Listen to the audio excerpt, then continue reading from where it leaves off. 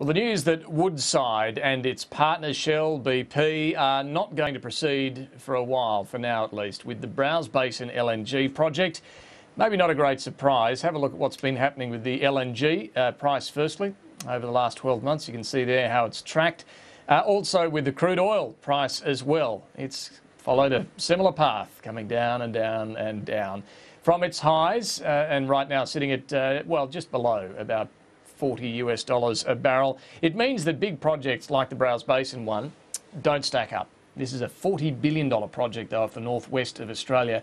And with developments like that not going ahead, it's a big blow to the WA economy in particular, but also another blow to the resource sector here in Australia.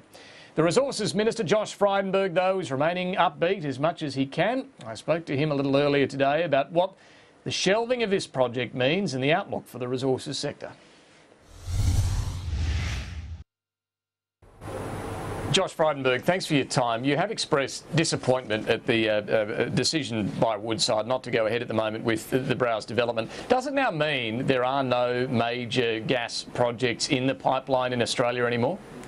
Not at all. In fact, Woodside announced at the end of last year that they would spend more than $2 billion extending the North West Shelf project. So there are additional spends that are coming from major players in the Australian A $2 billion project, to be fair, is a long way short of a $50 billion project that we're talking about here, though. In terms of those sort of major, large-scale projects, what is in the pipeline?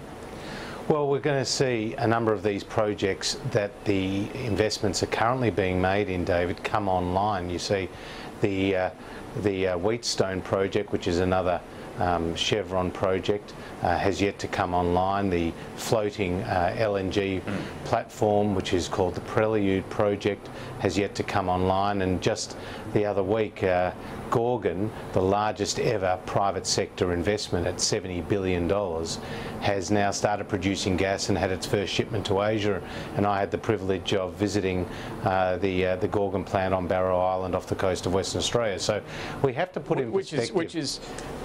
Sure, I mean, and that's terrific that they're finished and now producing, but is anyone actually saying we're going to begin a new development now at that scale? That phase is over, isn't it? Well, David, it's not over, and as I just said, Woodside announced a multi-billion-dollar expansion of its North West Shelf project, but your listeners and viewers need to understand what has actually happened over the last decade or more, which is more than $200 billion has been invested in the production capacity of LNG in Australia. This is unprecedented levels of investment and job creation. On the Gorgon project alone, 10,000 people were employed and around 1,000 engineers. The scale of these projects is something to behold. The fact is, at Gorgon, it was the largest subsea infrastructure ever built. Prelude will be the largest ever floating platform ever built. The Ichthys project, which is a $50 billion LNG project in Darwin, which is the result of investment by INPEX from Japan and Total from France, has used 750,000 tonnes of steel to make the pipeline alone from the field to the onshore plant. These incredible feats of engineering, that's Australian ingenuity and innovation, and we're going to now see $49 billion worth of revenue flow to Australia by 2020 as we overtake Qatar as the world's largest LNG exporter. So we are absolutely reaping the benefits of this unprecedented level of investment. Okay, speaking of that revenue, what is the decision by Woodside on Browse? What does that mean for government revenue to the budget bottom line?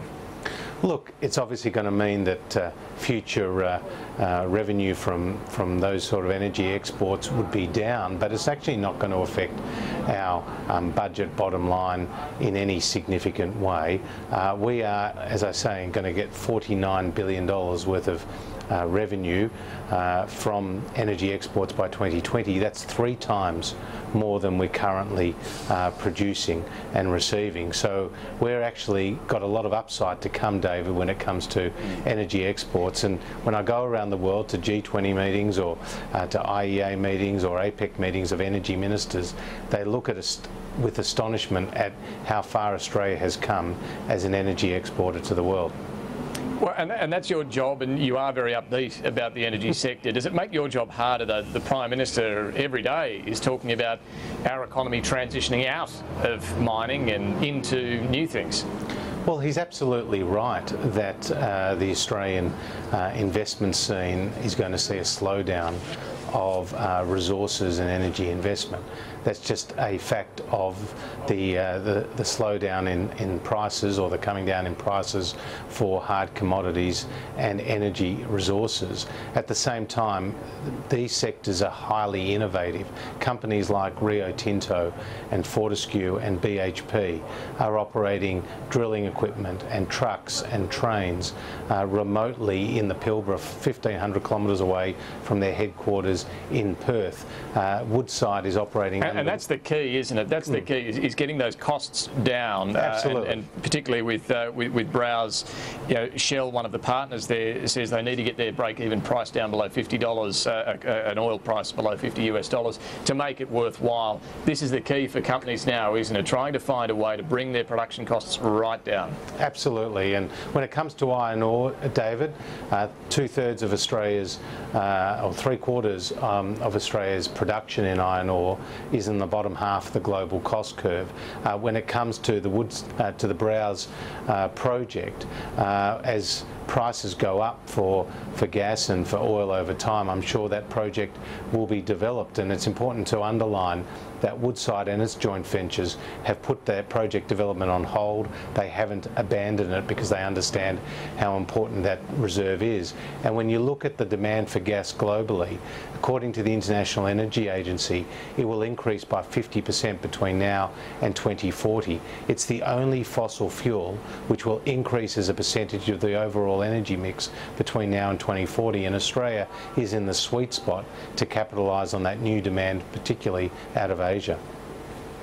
Let me turn to a few other issues, Josh Frydenberg. I notice you weren't in any of the inner circles around the Prime Minister in those graphs published in the Australian newspaper today. Surely you're not on the outer? Well, I certainly am not on the outer. I'm a member of the Cabinet, and I've been texting with the Prime Minister just this morning, and I was with him last night at his Lowy Institute. Look, I think this is a bit of inside the Beltway discussions that we're seeing in the media, who's on the inside, who's on the outside. When it comes to that announcement about the Parliament being recalled to pass the ABCC legislation, the Prime Minister did what he's always said, consulted with his Cabinet, and we had a conference call on the morning, and he has made a very decisive decision, which I think has been well received in the public. And but did you know about that on the Sunday night? And more importantly, I suppose, should the Treasurer have known? Look, I didn't know about it on the Sunday night. These decisions are the prerogative of the Prime Minister, and he does inform his Cabinet and consults with his Cabinet, and I was part of that phone call hookup that we had on the Monday morning. Are you surprised though that Scott Morrison wasn't in that loop? Look, Scott Morrison, the Prime Minister, are working very closely together. They're talking regularly. They sit on the ERC, they sit on the Cabinet, they're preparing a budget together, and it's absolutely vital that that Prime Ministerial and Treasury relationship is close and effective. And I'm very comfortable. Is it as good as it should be? I think it is. I think it's very, very strong. And Scott was an outstanding minister prior to the Treasury portfolio as Immigration Minister. And we know he got the runs on the board there. I sat with him on the ERC in my role as Assistant Treasurer when he was Social Services Minister, and he delivered some real savings to the budget through his negotiations with the crossbenchers and with the Greens in the Senate. And so I think he has absolutely delivered for the government and will continue to do so in the Treasury portfolio. But just on what you've said there, he was an outstanding Minister in Immigration. Is he outstanding as Treasurer? Absolutely. Absolutely, no hesitation there. I think he's one of the best communicators we have. I think he's across the policy detail. I think he has a good vision for taking this country forward, and he knows how to negotiate with a difficult Senate, which is part and parcel of our game right now. Just a final issue, of course, we've been very focused the last couple of days on the latest terrorist atrocity in Brussels. The Prime Minister's taken a pretty tough line, blaming in part weak border control within Europe and its external borders as well. Do you share his view that IS, the terrorists, are using the refugee crisis in Europe to infiltrate? Look, I stand as one with the Prime Minister on this. I think he's absolutely right that porous borders make for weaker domestic security environments, and Australia has shown that when we toughen our border protection stance, we can protect our people at home a lot better than would otherwise be the case. So what should Europe do? Well, Europe will, no doubt, make its own decisions, but it will toughen over time, I have little doubt, its borders. But this is the point. It's just one thing to highlight the problem. Coming up with a solution for a place like Europe to toughen its borders is much, much harder. Well, I was in France, David, just days after the horrific events at the Bataclan Concert Hall, and to hear Francois Hollande speak at the Palace of Versailles about what needed to be done in Europe was, to reiterate this very point. He said that we have to look at the free movement of peoples across Europe, and we need to get a better understanding of who is entering into our country, and that is... So put the borders back up within Europe. Well, I'm not saying that, and I'm saying that these are questions for the European governments themselves, but they have their first priority is to protect their own citizenry. And while the European Union has been a wonderful development and has helped preserve peace in a part of the world that saw two major world wars in the last century, that has been a great outcome as a result of the European Union project. But at the same time, they're now seeing this challenge from Islamic extremism, which will require a different response, and no doubt that they will respond. But Brussels has now joined Paris, London, Madrid, Bali, New York, Sydney and many other world capitals in places where these horrific terrorist attacks have taken place, and it just reiterates why it's so important to have a bipartisan approach in this country, whether it's through the 5 tranches of counter-terrorist legislation that we've successfully put through the Parliament, or to better resource our intelligence and law enforcement agencies and get greater cooperation with our international partners on these issues, because if we don't do that effectively, then we'll leave our own domestic citizens less secure, and that's not a good outcome. Josh Frydenberg, we will have to leave it there, but thank you very much for joining us this afternoon. Great to be with you.